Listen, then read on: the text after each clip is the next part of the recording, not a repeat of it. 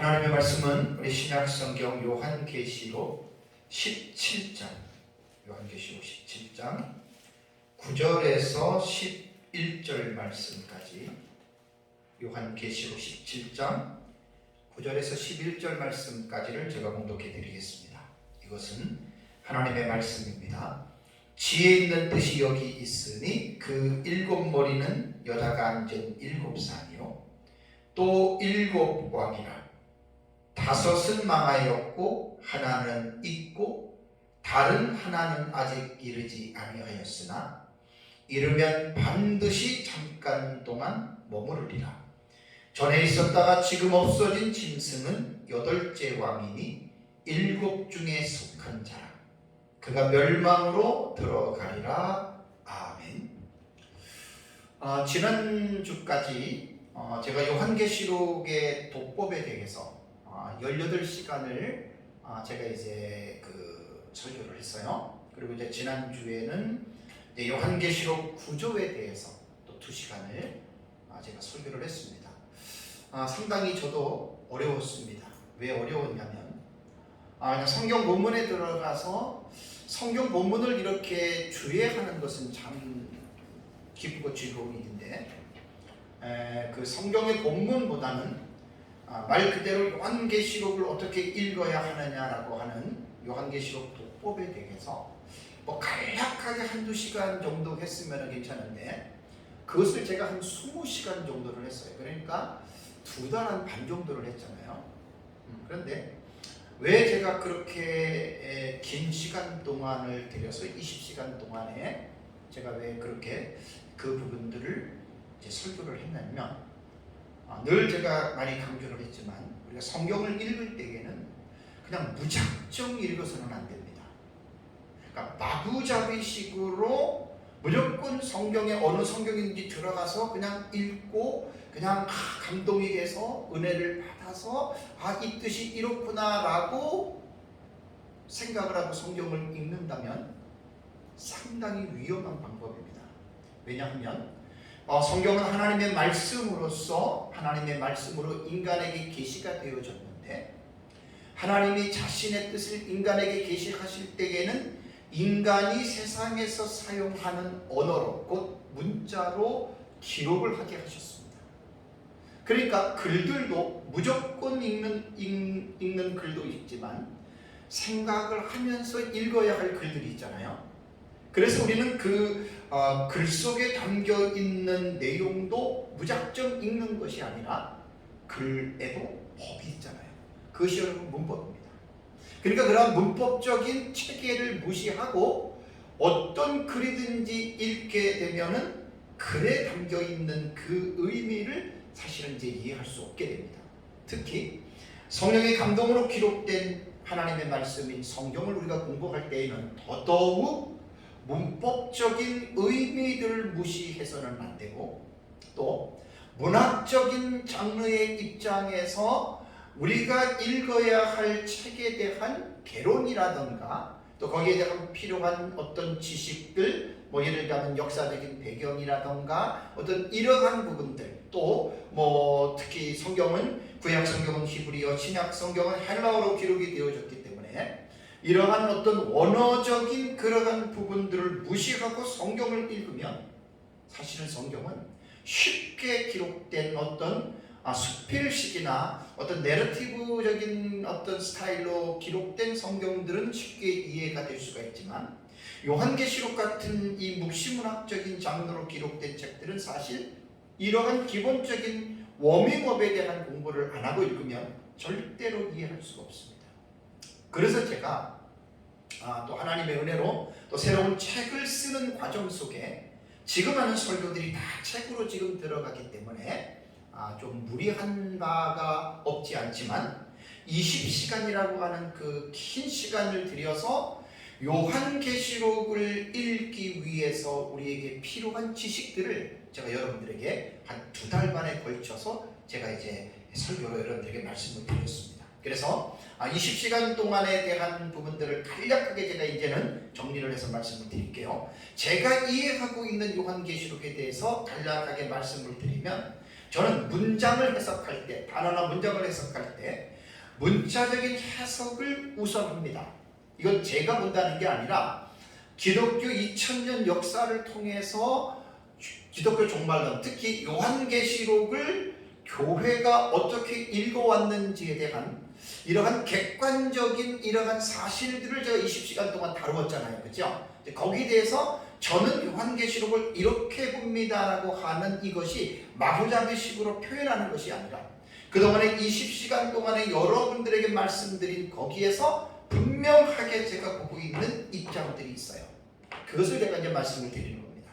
그래서 저는 초대 교구들이 보아왔던 역사적 전천년의 신학, 그러니까 그 성경을 문자적인 해석을 우선하면서도 우리는 상징의 해석도 병행합니다. 상징의 해석은 무시한다는 말이 아닙니다. 같이 병행해서 해석을 하고요.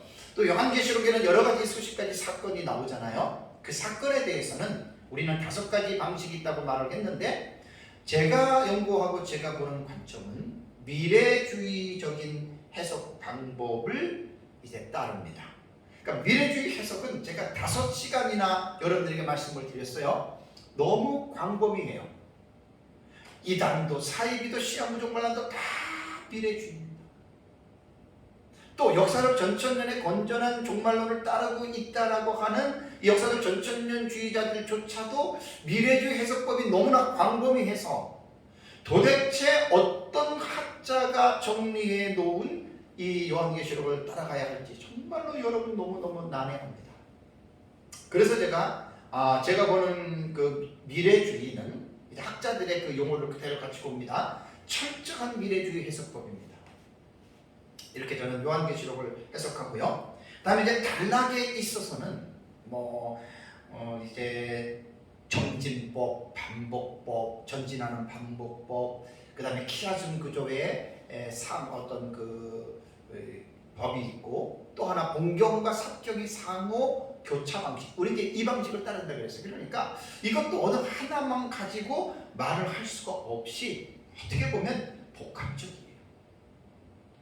전진법도 있고 반복법도 있고 이렇게 여러 가지 어떤 그 복합적으로 이제 그 단락에 대해서 우리가 볼 수 있기 때문에 이런 부분들은 간략하게 이제 말씀을 이제 드리기가 힘듭니다. 그러면 이제 철저한 미래주의의 관점으로 본다면 요한계시록 6장부터 19장의 사건을 예수 그리스도의 재림 직전에 일어나는 사건으로 해석하는 것이 철저한 미래주의 해석 방법입니다.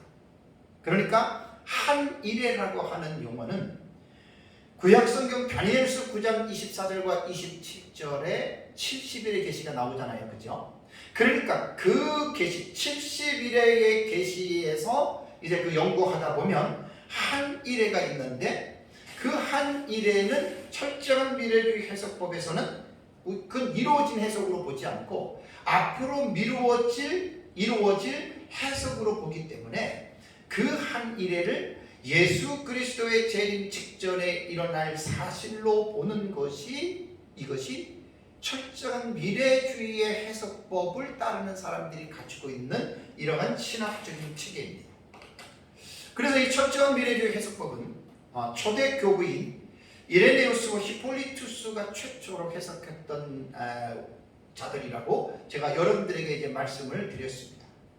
그래서 이제 이 70일의 이 해석은요, 특별히 69일에와 70일에 한 일회가 있잖아요. 이제 이 해석법이 상당히 중요한데 이것이 신학적으로 많은 논란이 되고 있습니다. 왜냐하면 69일에와 한 일회가 연결되느냐 아니면 간격이 있느냐.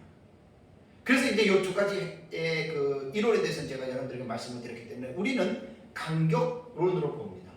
그러면 이제 요한계시록을 좀 아시는 분들은 그 세대주의 해석법이 아니냐라고 이렇게들 반문을 합니다. 그런데 그거 아닙니다. 왜 그러냐면 이레네우스와 히폴리투스가 그 69일회와 70일회 사이에 간극, 갭이라 그러죠. 갭이 있다라고 말한 최초의 신학자들입니다. 그렇다면 이레네우스, 히포리투스는 주후 2세기와 3세기의 교부들인데 세대주의는 19세기에 출현한 신학책이거든요. 말이 안 되잖아요. 그러니까 한 일회의 갭시올이라고 하는 69일과 71회의 그 한 일회 사이에 간격이 있다라고 하는 이 논리는 신학책에는 세대주의가 만든 게 아니고 이미 초대교회 교부들이 성경을 그렇게 봐왔다는 것이죠. 그렇다면 역사에 대한 기본적인 이해를 가지고 있는 사람들은 어떻게 말하겠어요?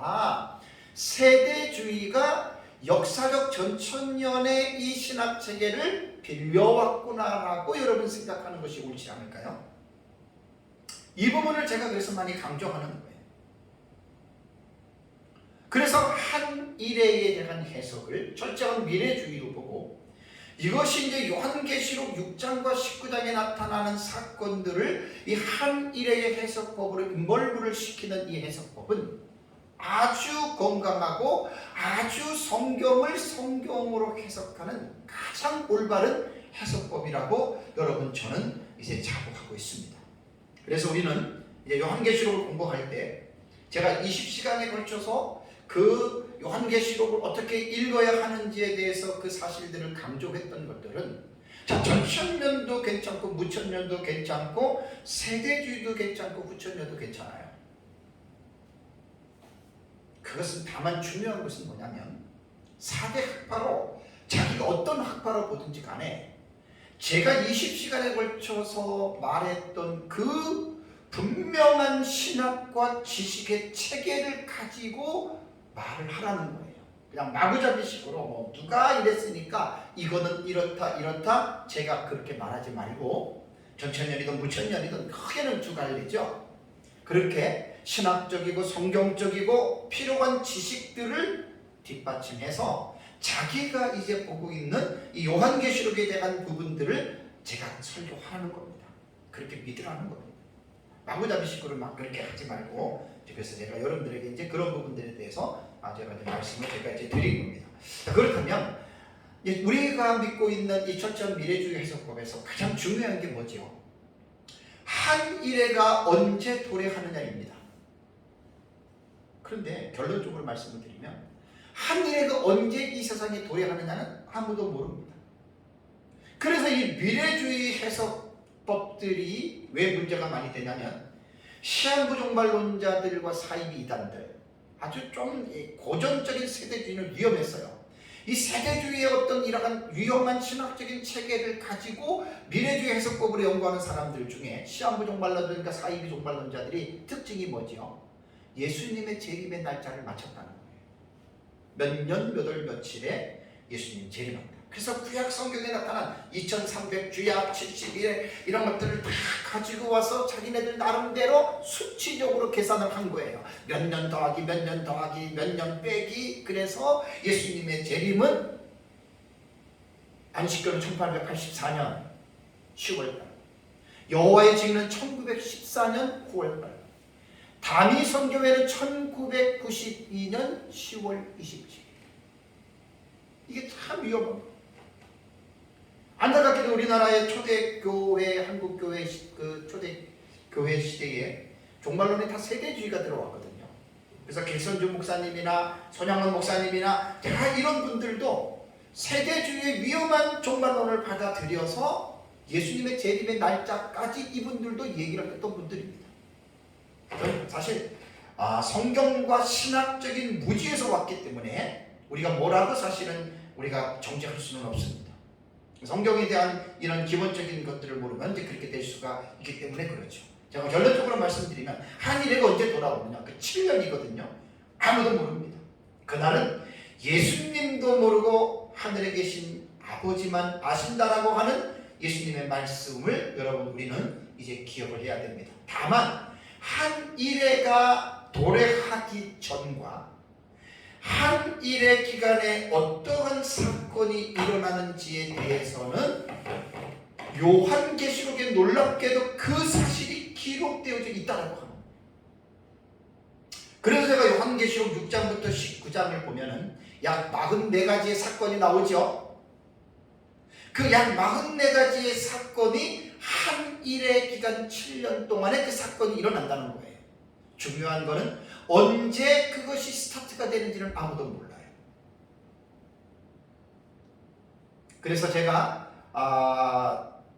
우리 민병수 목사님으로부터 요한계시록을 배우고 이제 정리한 것이 하늘에 보는 요한계시록 요한계시록 주의 책인데, 거기 뒤에 보면은 하늘에 보는 요한계시록 도표에 대한 그림이 나와 있어요. 여기도 제가 지금 이제 붙여놨잖아요. 우리는 아주 오랫동안 공부를 했지만 이제 붙여놓고 이제 지금 제 설교가 이제 도표에 대한 설교를 하거든요. 그러니까 요한계시록에 나타난 사건에 대한 중심의 설교를 해요.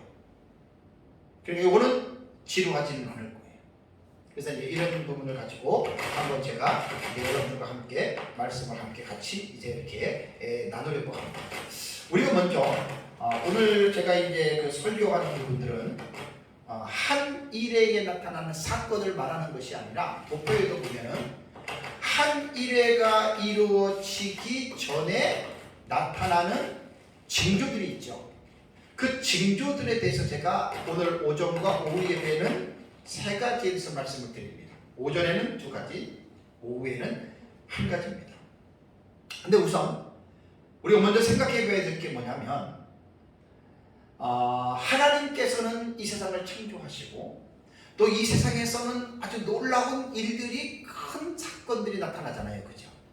특히 이제 하나님의 백성들에게 보면은 그 성경이 예언적으로 기록이 되어졌기 때문에 하나님께서 말씀하신 것들이 시간이 지나면 그 사건들이 이루어져요. 아마 구약 성경에 기록된 예언들은 거의 90% 이상 다 이루어졌잖아요. 왜냐하면 구약 성경이 기록될 당시부터 구약 시대 안에 그 예언들이 점진적으로 이미 많이 성취가 됐어요. 그리고 신약 시대 예수 그리스도의 탄생 자체도 구약 시대의 예언이 성취가 된 거고, 그리고 신약 시대에 일어나는 각종 사건들도 이미 구약 성경에 예언된 내용들이 지금 성취가 되어져 있거든요. 그러면 구약 성경과 신약 성경에 아직도 성취되지 아니한 사건들이 있는데, 그 사건들이 뭐냐? 바로 예수님 재림과 관련해서 그 사건들은 아직도 이루어지지 않았습니다. 그러면 우리가 성경을 통해서 하나님은 이 세상의 역사를 주관하시고 이 세상의 역사를 이끌어 가시는 분이신데, 역사 세계에서 특별히 구속사적인 측면으로 볼 때 하나님께서는 이 세상에서 어떤 빅 이벤트, 어떤 빅 뉴스죠, 큰 사건이 일어날 때 하나님은 잠잠하셨겠는가? 절대 그렇지 않습니다. 우리가 실론에서 제가 이렇게 말씀을 드렸지만, 하나님의 속성, 하나님의 성품, 그 다음에 하나님께서 역사하신, 하나님께서 관여하셨던 그 사건들을 여러분 한번 보세요. 놀랍게도 하나님은 중대한 일이 일어날 때에 예언적인 사실들을 엄청나게 하나님은 선지자들을 통해서 하나님 말씀을 하셨습니다. 대표적으로 여인의 후손에 대한 징조도 아담과 하와가 에덴 동산에서 범죄했을 때에 창세기 3장 15절이 뭐지요? 여인의 후손을 통해서 죄인들을 구속하실 것이라고 하는 예언입니다. 그 예언이 약 4,000년 이상 지나고 난 이후에 예수 그리스도께서 동정녀 마리아 여인의 몸을 통해서 예수님이 태어나셨어요. 또 노아 당시에는 인류를 심판하시는 일에 대해서 갑자기 심판하신 것이 아니라 노아를 불러서 하나님께서 물로 심판하실 것에 대해서 하나님은 예언하셨죠. 그리고 예언대로 홍수가 나서 인류가 심판을 당했습니다. 그 다음에 창세기 37장에도 보면은 근동 지방에 있을 대기근, 7년의 대기근을 누구에게 가르쳐 주셨죠? 요셉에게 가르쳐 주셨습니다. 그것도 요셉 어릴 때의 꿈으로. 그리고 나서는 그 꿈대로 하나님께서는 이 세상의 역사를 작정하시는 분이시기 때문에 하나님의 섭리 가운데에 요셉을 우리가 인간이 볼 때는 안 좋은 방법으로 형의 미움을 통해서 죽임을 당하려고 하다가 팔려갔잖아요. 그게 하나님의 섭리 속에 있는 거예요. 그게 프로비던스 오브 갓이에요. 하나님의 섭리 속에서 요셉이 먼저 애굽으로 팔려갔고 거기에서 총리가 되고 결국은 그 7년 풍년 동안에 풍성한 곡식을 저장하게 하시잖아요. 이게 그냥 된 일입니까? 하나님께서 이런 중대한 사건들을 성경을 보면 하나님은 분명하게 예언하셨습니다. 자, 아브라함의 자손들을 약속의 땅으로 인도하기 위해서도 하나님이 아브라함에게 말씀하시고 이삭과 야곱과 12아들에게 말씀하시고 이스라엘 백성들이 출애굽에서 갈 때에 광야에서 하나님이 들어가기 전에 모세에게 말씀해 주시지 않았습니까? 이와 마찬가지로 인류 종말이라고 하는 이 빅 이벤트를 볼 때에 어떻게 이러한 중대한 사건을 앞두고 하나님께서는 예언해 놓지 않으셨겠습니까? 몇 프로라 정도로 우린 추측할 수 있죠? 저는 100%로 확신합니다. 그래서 인류 종말이라고 할 때에는 예수 그리스도께서 재림하실 때 이 세상이 심판을 받는 거예요. 단순한 사건이 아니죠. 천지를 창조하신 이후에 가장 큰 사건을 말한다면 예수님의 재림입니다. 그래서 예수님께서 재림하시는 이 부분에 대해서는 하나님이 어떻게 그 일을 숨기시겠습니까?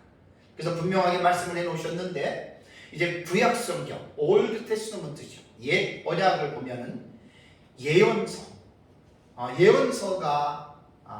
소선지서가 12권이고 대선지서가 5권입니다. 그러니까 17권 그 선지서 안에 보면은 다는 있지 않지만 대체적으로 예수 그리스도의 재림에 대해서 특히 이런 부분들이 이제 예언해 놓으셨거든요. 특별히 구약 성경의 예언서 가운데 다니엘서는 묵시문학적인 장르로 기록된 예언서입니다. 그래서 제가 다니엘서는 여러분들에게 수차례 말씀을 드렸지만 다니엘서는 지난주에도 말씀을 드렸어요. 다니엘과 세 친구가 포로로 잡혀가서 말씀을 지켜서 그들이 바벨론에서 어떤 높은 관직에 오르고 다니엘은 총리가 됐고 그런 내용이 다니엘서의 중요한 내용은 아닙니다. 다니엘서의 중요한 핵심은 하나님이 왜 다니엘서를 기록하게 했느냐, 그 다니엘서를 기록하게 하신 가장 큰 묵시문학적인 그 의미는 뭐냐면 예수 그리스도의 재림으로 이루어질 마지막 시대에 나타나는 그 징조들을 계시하기 위해서 다니엘서를 기록합니다. 그래서 대표적으로 다니엘서 2장과 7장과 8장과 9장과 11장과 12장에 있는 이 6장에 담겨있는 이 묵시문학적인 이 요소에 대한 내용을 알지 못하면 다니엘서를 이해할 수가 없어요. 그래서 많은 사람들이 다니엘서 1장이라든가 3장의 어떤 그 우상에 대한 것은 알고 있지만 그 다음에 2장, 그 다음에 3장, 4장, 5장, 6장에 들어가서 이제 다니엘의 사자굴이라든가 풀무불이라든가 이런 부분들에 대해서는 알고 있는데 그 2장 속에 담겨 있는 느부갓네살이 본 우상이 4제국이냐 5제국이냐 4제국으로 해석하는 것이 무천년의 해석이고 5제국으로 해석하는 것이 역사적 전천년의 해석입니다. 4제국으로 해석을 하게 되면 그 예수님의 재림 때까지를 가지 않습니다. 예수님의 초림으로 이 지상의 교회사로 끝내버리고 5제국으로 보면은 예수님의 재림 때까지 이 2장이 확장이 돼요. 그러니까 이 묵시문학적인 장르로 기록된 성경의 텍스트를 역사적 전천년 종말론 신학적 입장으로 보느냐 무천년 신학적 입장으로 보느냐에 따라서 내용이 달라져요. 쉽게 말하면 길이가 달라져요. 이사야서도 그렇고 대선지서에 나타난 이 선지서를 제가 연구하다 보면 무천년의 종말론은 대체적으로 초림으로 끝나는 경우가 많고 또 멀리 볼 때에는 천국으로 보는 어떤 이러한 논지가 많은데 역사적 전천년은 초림으로 끝나는 메시지도 있지만 대표적으로 재림 때까지 연결해서 봐요. 70일의 계시 같은 경우. 그리고 무천년에서는 천국으로 보는 그 관점을 역사적 전천년은 천년 왕국으로 본다라고 하는 이 핵심적인 포인트가 있어요. 그래서 다니엘서 2장에는 4제국이냐 5제국이냐 이 신학적 입장의 차이거든요. 그렇다면 여러분, 우리는 이러한 어떤 논쟁이 되는 부분에서는 4나라가 맞냐 5나라가 맞냐 이래서 싸움하면 절대 안 돼요. 신학자도 목회자도 성도도 절대로 싸움하면 안 돼요. 자기가 보고 있는 입장과 관점만 가지고 있고 자기와 다른 사람에 대해서 틀리느니 정죄하거나 비판하지 마세요. 그냥 폭넓게 다 알고 있으면 좋습니다. 그 다음에 다니엘서 7장을 보면은 그 사자 바다에서 4짐승이 올라오잖아요. 그 다니엘이 어떻게 묘사했습니까? 사자 같은 짐승, 곰 같은 짐승, 표범 같은 짐승, 무서운 처리를 가지고 있는 짐승이라고 이야기를 했잖아요. 자, 이것도 마찬가지예요. 무천년은 다니엘서 2장에 나오는 바벨론, 메데바사, 헬라, 로마 4대의 제국으로 무천년은 그렇게 해석을 해요. 근데 역사적 전천년은 우리는 그렇게 안 봅니다. 물론 이렇게 역사적 전천년에서 보는 사람도 있겠지만 우리가 보는 관점은 그 4대 제국과는 관련이 없어요. 예수님 재림 직전에 역사 세계에서 나타나는 4대 열강들로 우리는 본문을 해석을 합니다. 그러니까 이렇게 그 성경에 나타난 계시를 어떠한 신학적 입장으로 보느냐에 따라서 이 범위가 완전히 하늘과 땅 차이로 차이가 난다는 거죠. 이것도 싸울 필요는 없습니다. 그 다음에 이제 다니엘서 9장에 보면은 70일의 계시가 나오잖아요. 자, 결론만 말씀드리는 거예요. 무천년은 70일에가 AD 70년 디도 장군이 예루살렘을 함락한 것으로 70일에를 종결로 봅니다. 근데 무천년이 다 그렇게 보는 게 아니에요. 대구에 있는 권성수 목사님, 옛날에 총신대에서 교수로 있었는데 권성수 교수님 같은 무천년주의자인데 그는 70일에가 예수님 재림 때까지 쭉 늘려서 봐요. 왜 그렇게 보는 줄 아세요? 이것은 기독교의 해석법으로서 카일과 루돌프라고 하는 루터주의 신학자들이 보는 견해입니다. 제가 70일에는 제 책에 100페이지 정도를 넣었지만 300페이지 정도를 넘게 강의를 했기 때문에 앞으로 한 500페이지 이상의 70일의 책은 제가 씁니다. 그러니까 저는 이렇게 폭넓게 객관적으로 알고 있기 때문에 화를 내거나 싸울 필요가 없는 거예요.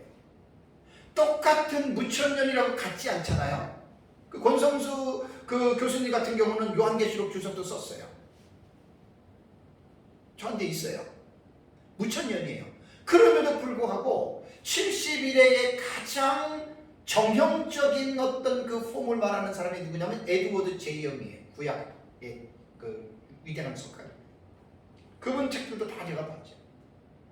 그러니까 무천년은 그렇게 사실은 결론을 내려야 되는데 권성수 목사님 같은 경우는, 교수 같은 경우는 그렇게 안 봐요.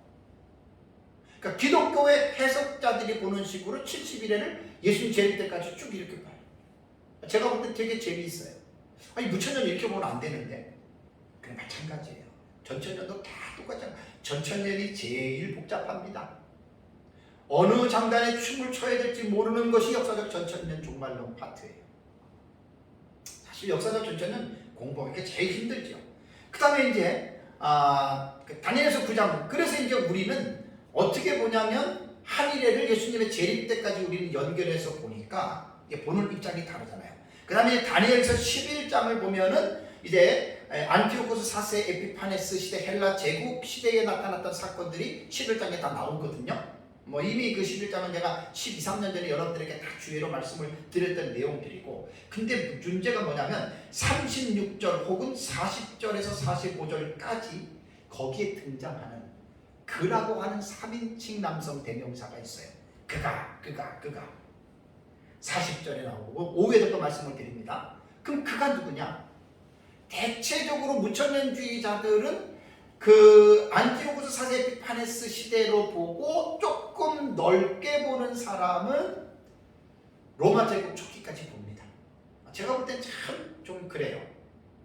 근데 우리는 역사적 전천년은 여기서 그를 어디로 보냐면 40절의 마지막 때라고 하는 말이 나오거든요. 우리 점프를 하는 거예요. 예수님 재림 직전에 나타나는 한일의 상황으로. 그러니까 절대로 다르다고 해서 싸울 필요가 없는 거예요. 그냥 그렇게만 보시면 돼요. 다니엘서 12장에는 대환란이 언제냐? 그것이 바로 마지막 때에 나타나는 93년반의 대환란으로 이제 우리는 이제 본다라고 하는 것을 잘 기억해야 돼요. 그래서 요한 종말론을 공부할 때 옛날에 제가 이제 공부할 때 어떤 목사님이 말하는 것이 지금도 기억이 나요. 자, 생선이 있어요. 머리가 있어요. 몸통이 있어요. 꼬리가 있어요. 머리를 다니엘서로 보고 몸통은 예수님의 사복음서에 예수님의 교훈으로 보는 거예요. 예수님의 교훈. 그 다음에 꼬리는 뭐냐면 계시록으로 보는 거예요. 참 합당하죠. 어느 하나만 갖고 얘기할 수는 없잖아요. 요한계시록만 갖고 이야기하는 사람들은 생선 꼬리만 말하는 거예요. 꼬리만. 사복음서에 나타난 종말에 대한 얘기를 말하는 사람은 생선 몸통만 가지고 이게 생선이라고 말하는 거예요. 다니엘서만 가지고 말하는 사람은 생선 머리만 가지고 이게 생선이 이렇게 말하는 거예요.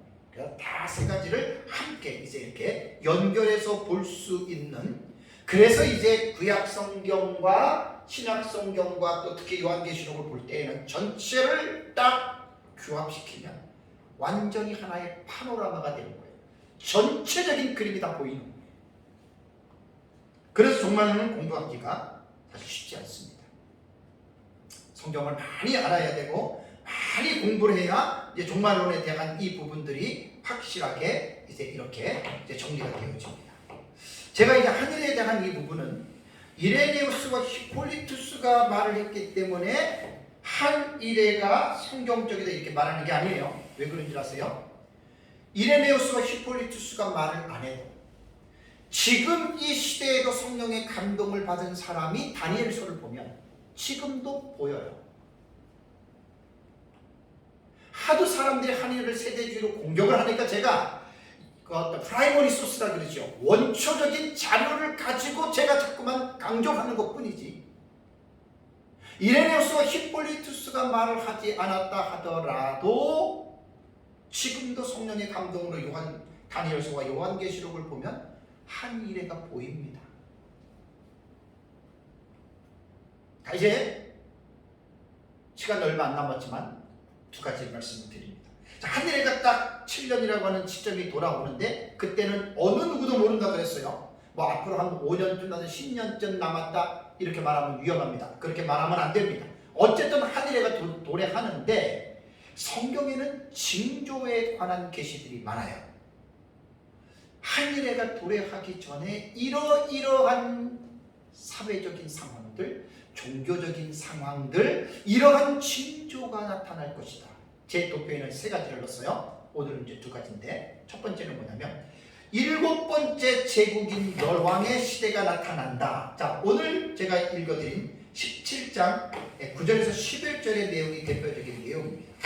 자, 17장 9절에서 11절이 뭐냐면 여기 뭐라고 얘기했죠? 지혜 있는 뜻이 여기 있으니 일곱 머리는 여자가 앉은 일곱 산이요 그랬죠. 여기 일곱 머리, 일곱 산, 같은, 이걸 보면 이사일어라 그래요.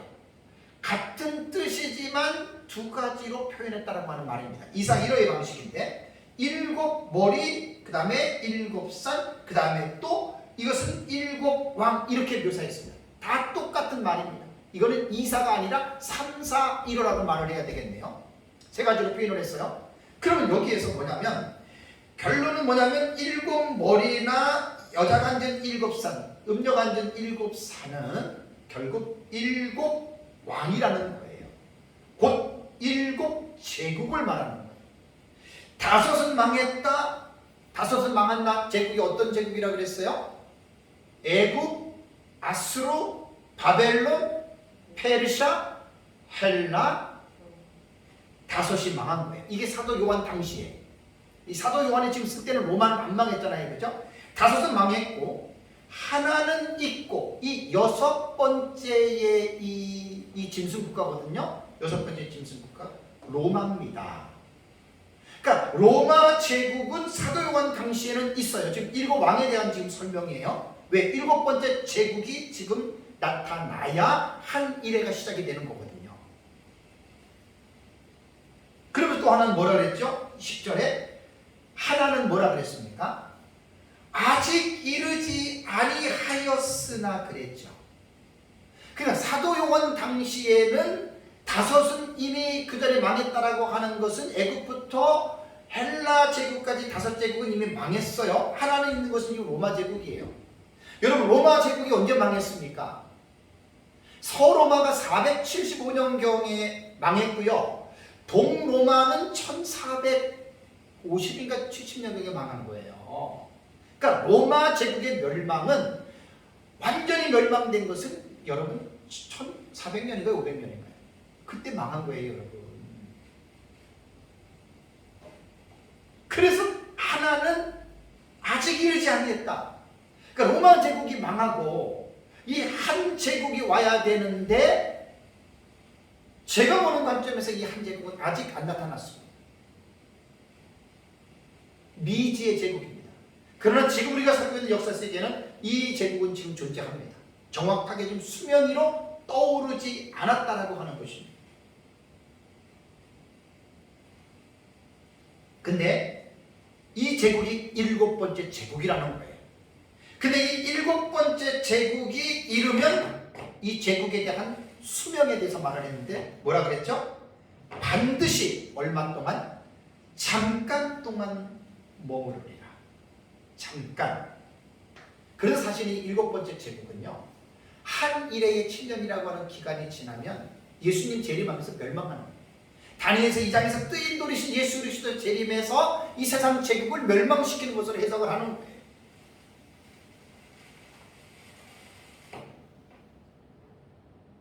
그래서 한 일회가 시작이 되려면 7번째 제국이 등장을 해야 됩니다.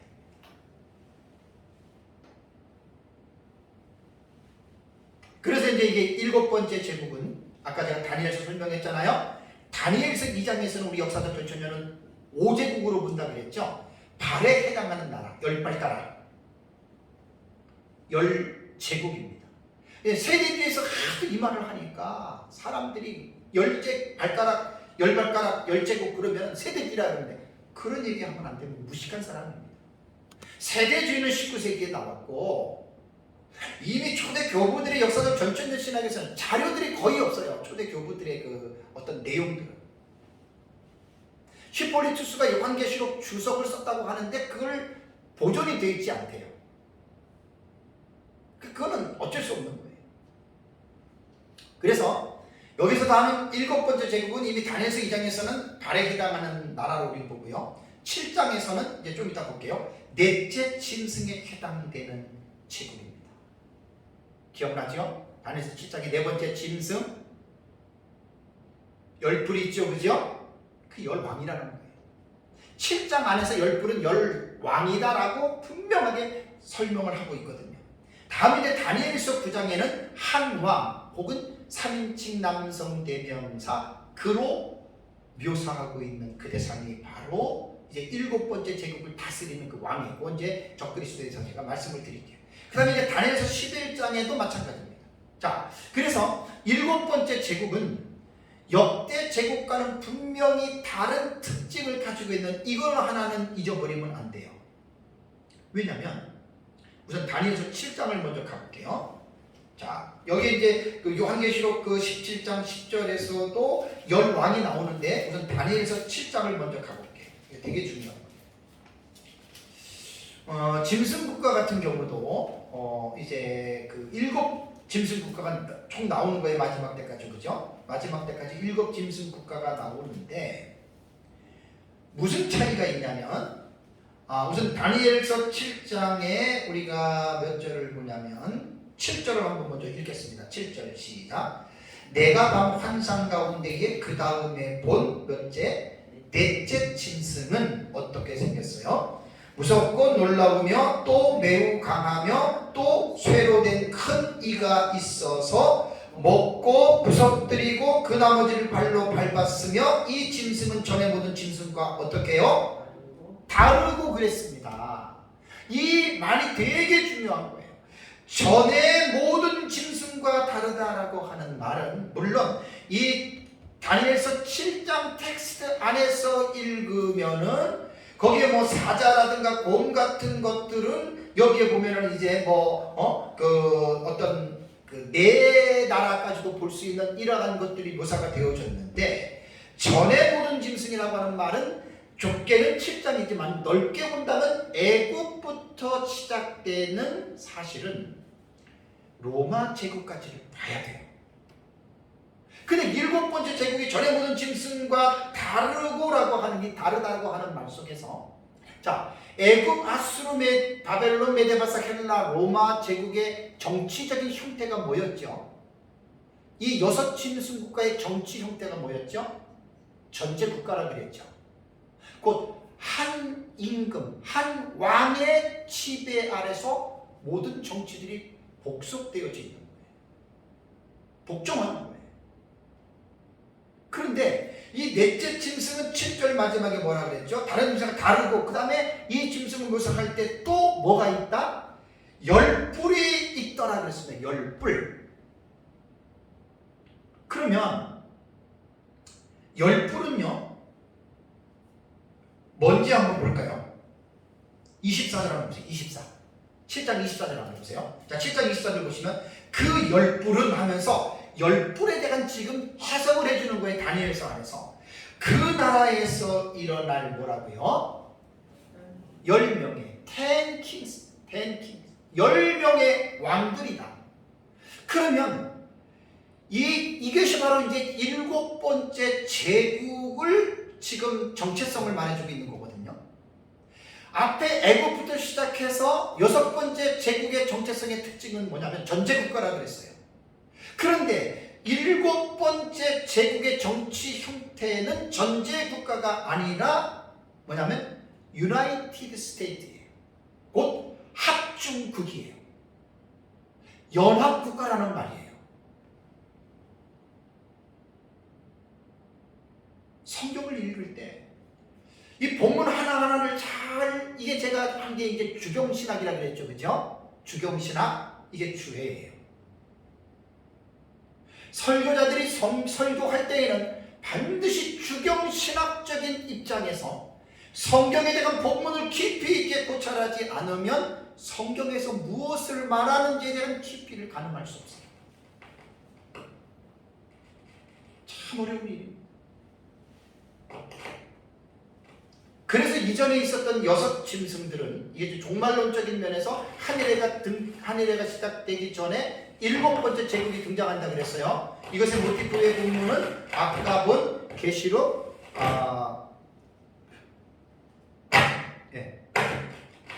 아까 말씀드린 계시록 17장 10절에 나오잖아요. 그죠? 5은 망했고 하나는 있고 하나는 앞으로 이른다. 그게 바로 7번째 제국이 이런 정치적인 형태를 가지고 있다는 거예요. 연합국가입니다. 그래서 이것을 7번째 제국이라고 말하는 거예요. 이러한 7번째 제국이 등장해야 돼요. 지금 어느 제국인지는 알지 못하지만 우리가 살고 있는 역사적인 존재합니다.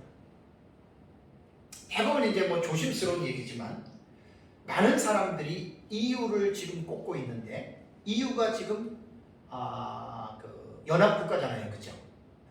그 유럽 지역에 있는 나라들끼리 지금 모여서 나토라든가 다 그런 개념이거든요. 근데 이제 나라 수가 뭐 옛날에는 10개가 돼가지고 뭐 세대주에서는 막 그게 막 7번째 짐승이다 국가라고 말을 하고 하는데 지금은 뭐 20개인가 30개가 넘잖아요. 그죠? 근데 조금 더 두고 봐야 돼요. 그러니까 뭐 정확하게 수치로는 우리가 말할 수는 없는데, 예를 들면 그렇다는 이야기예요. 제가 확정적으로는 말하지는 않습니다. 이런 건 조심해서 말해야 되기 때문에 그렇다는 이야기입니다. 그래서 이러한 7번째 제국이 등장을 한다 그 말입니다. 자, 그러면 그 다음에 2번째, 적그리스도가 등장을 합니다. 그럼 적그리스도라고 하는 말은 뭐냐면 안티크리스토스라고 하는 말은 뭐냐면 그리스도를 대적하는 자입니다. 이게 적그리스도라고 하는 말이거든요. 예수를 대적하는. 그러면 적그리스도에 대한 이 부분에서 뭐냐면 이 적그리스도는 정치가예요. 요즘으로 말하면 통치자거든요. 그렇다면 이 사람이 어느 한 지역을 통치하는 것이 아니라 적그리스도가 세계에 영향력을 미치는 아주 절대적인 존재가 됩니다. 이것은 우리 요한계시록 13장을 공부할 때 바다에서 올라오는 짐승 공부했죠. 42달 동안을 사탄이 마귀가 그에게 전무후무한 권세를 주죠. 계시록 13장에 나옵니다. 그러면 이 적그리스도는 분명히 자기가 갑자기 바다에서 하늘에서 뚝 떨어져가지고 세계를 통치하는 게 아니에요. 이 세상은 약육강식의 구조를 가지고 있어요. 그거는 자연계뿐만 아니라 이 세상도 마찬가지입니다. 여러분 지금 러시아가 우크라이나를 침공한 것을 어떻게 보세요? 강한 자가 약한 자를 잡아먹는 거예요. 오늘 아침부터 잠깐 날씨를 보려고 뉴스를 봤는데 그 러시아 전쟁을 보면 여러분 지도를 봐야 돼요. 지도를. 돈바스하고 지금 오데사까지 그 밑에가 뭔 줄 아세요? 해안가예요. 해안가. 속이 보이잖아요. 푸틴의 속이. 그러니까 세상은 힘이 있어야 돼요. 나라가 힘이 없으면 강한 자에게 망하는 것이 역사의 교훈입니다. 왜 우리가 일제 36년 동안 강점기에서 고통을 당했죠? 우리가 힘이 없어서 그랬어요. 그런데 적그리스도는 갑자기 어디에서 솟아나는 게 아니라 역사 세계 속에서 가장 힘센 제국에서 그 제국의 통치자로 나오는 것이 그게 안티크리스토스예요. 그게 바로 적그리스도예요. 그래서 한 일회가 시작이 될 때 바로 7번째 제국 토대에서 이 적그리스도가 튀어나오는데 놀란 것은 7번째 제국은 합중국이라 그랬어요. 10명의 왕들이 7번째 제국의 왕이에요. 이거 잘 기억하셔야 돼요. 애굽은 애굽 왕, 아수르는 아수르 왕. 왜 이렇게 간단하게 말을 할 수 있었냐면 전체 국가였기 때문에 한 왕이 통치를 했잖아요. 근데 7번째 제국은 10명의 왕이야. 꼭 기억하세요. 그래야지 나중에 8째 왕에 대한 이해가 됩니다. 다시 한번 다니엘서 7장 8절을 보세요. 이 7번째 제국이 어떻게 변모가 되는지를 분명하게 성경은 기록하고 있습니다. 자, 7장 다니엘서 7장 8절을 보면 내가 그 뿔들을 유심히 보는 중에 10뿔이죠. 10뿔을 다니엘이 유심히 보는 중에 다른 작은 뿔이 10뿔이 아니에요. 또 다른 뿔인데 그 뿔은 10뿔보다는 작아요. 그 작은 뿔이 그 사이에서 나더니 그랬어요. 10뿔 사이에서 나더니 첫 번째 뿔 중에 셋이 그 앞에서 뿌리까지 뽑혔으며 이 작은 뿔에는 사람들의 눈 같은 눈들이 있고 또 입이 있어 큰 말을 하였더라. 다 이것이 은유적으로 표현합니다. 결국은 사람과 결국은 왕과 결국은 나라 제국을 말을 하는 것이거든요. 그러니까 이 말의 의미는 뭐냐면 10왕이 7번째 왕들인데 그 사이입니다. 그러니까 7번째 제국 안에서 나오는 또 다른 사람이에요. 작은 뿔이라고 하는 말은 그 앞에 있는 10명의 왕들에 비하면 보잘것없이 좀 약한 사람으로 볼 수 있지만 이 작은 뿔로 돋아 나오는 이 사람, 이 왕이 10왕들을 지배한다. 이렇게 해석하면 아주 간단합니다. 그래서 여기서 우리가 보는 게 뭐냐면 이 사람이 바로 작은 뿔이 7번째 제국을 다스리는 룰러가 되는 거예요. 통치자가 되는 거예요.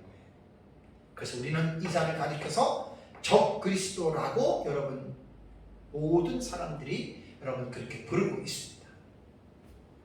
그래서 이 적그리스도에 대한 계시가 왜 중요하냐면 다니엘서 8장의 내용을 보면은 다니엘서 8장의 내용에는 보면은 그 숫 염소와 숫 양에 관한 그 계시를 환상을 다니엘이 보고 지금 설명을 했습니다. 그러니까 숫 염소는 헬라 왕이고 그 다음에 그 숫 양은 메대와 바사거든요. 그러니까 숫 염소가 숫 양을 들이받아서 이기는 것은 뭐냐면 헬라가 메대와 바사를 이긴다라고 하는 그 표현이에요. 8장인데요. 그러고 나서 이제 헬라 왕을 얘기를 하는데 그 헬라 왕이 누구냐면은 안티오코스 4세 에피파네스에 관해서 다니엘서 8장 8절을 보세요. 거기서 큰 뿔이 꺾인다라고 하는 큰 뿔은 여기 알렉산더 대왕을 말하는 거거든요. 다니엘서 8장 8절에 그래서 큰 뿔이 꺾이고 그 대신 현저한 뿔 넷이 하늘 사방에서 난다. 이것은 안티오코스 알렉산더가 죽은 이후에 디아도코이 전쟁이 일어납니다. 여기서 약 20여 명이 넘는 장군들이 알렉산더가 갑자기 죽고 나니까 그 헬라의 방대한 제국을 서로가 자기네들끼리 통치하려고 20여 명의 왕들이 한 20여 년 동안 싸웁니다. 이것을 디아도코이 전쟁이라고 합니다. 이 디아도코이라고 하는 말은 계승자 혹은 후계자라고 하는 이러한 뜻을 가지고 있거든요. 어떤 학자들은 40년까지도 이야기를 하는데 어쨌든 이러한 오랜 시간 동안에 장군들끼리 싸우다가 이제 결국은 4명의 후계자들끼리 이제 우리 그만 싸우자. 우리가 분할해서 통치하자. 그래서 그 4명이 누구라고 그랬어요? 카산더, 리시마쿠스, 프톨레미, 셀류쿠스. 이 4명의 장군들이 이 헬라 제국의 네 군대로 분할해가지고 그들이 통치를 했다는 말입니다. 그러면서 이제 다니엘서 8장을 보면은 거기에 이제 그 셀류쿠스 시리아 지역에서 또 하나의 뿔이 아주 강력하게 돋아난다고 말을 하죠, 그죠? 그러면서 이제 그 9절과 10절을 보면은 그것이 하늘 군대에 미칠 만큼 커졌다. 이것이 누구냐면은 안티오코스 4세 에피파네스예요. 꼭 다니엘서 8장과 11장을 이해를 하려면 헬라 제국의 중간 사이 이 내용을 모르면 이 성경을 이해할 수가 없습니다.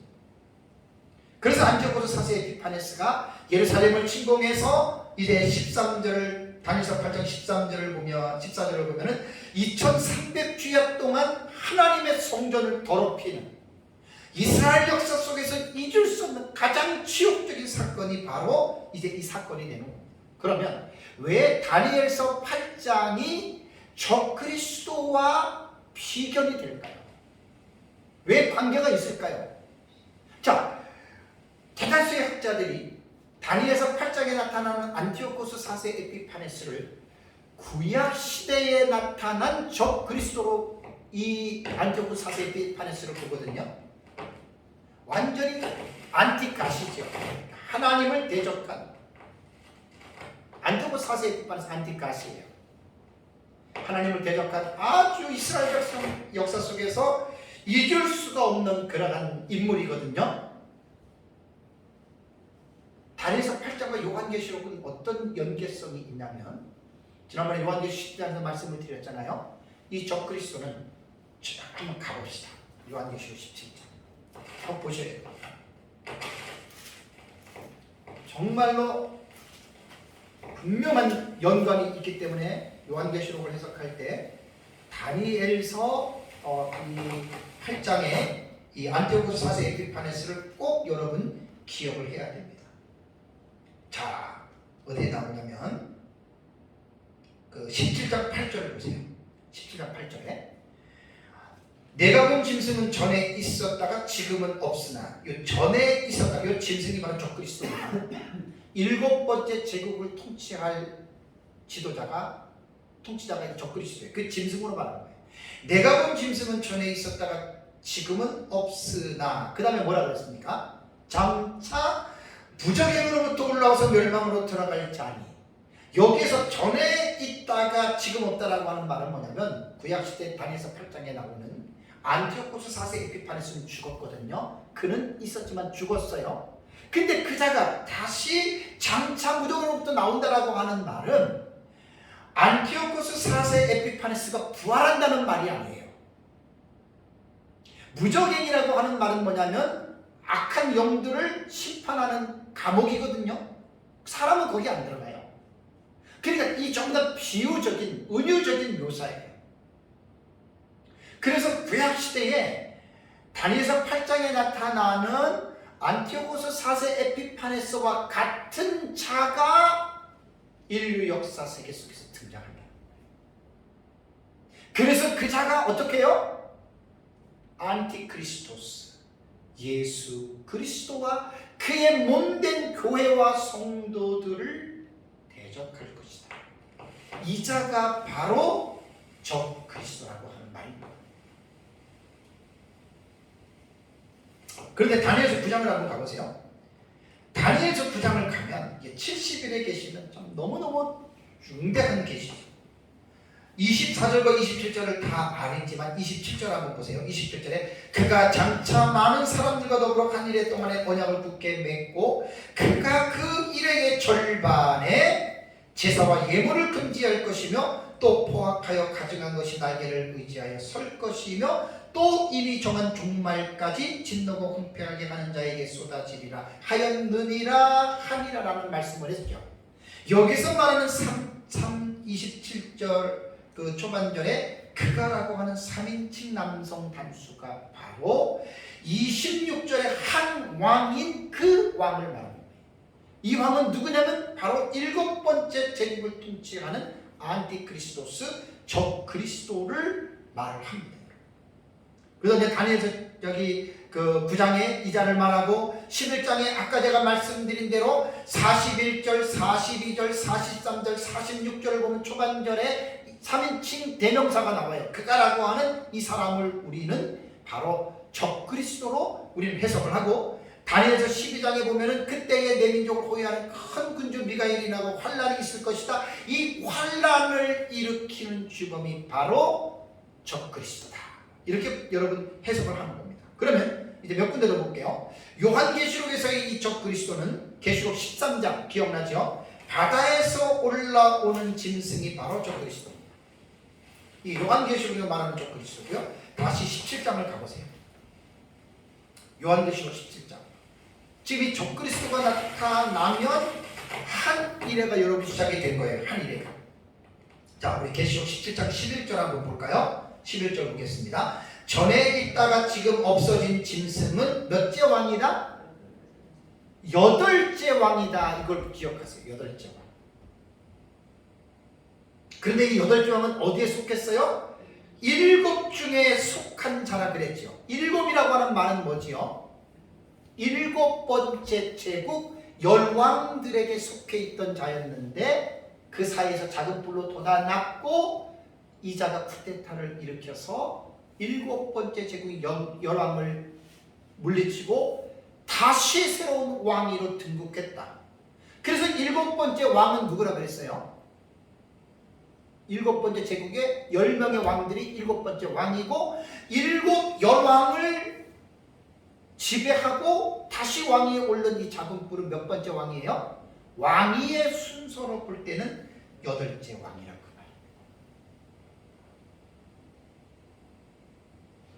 그래서 적 그리스도는 전제적인 국가체제에서 나오지 않습니다.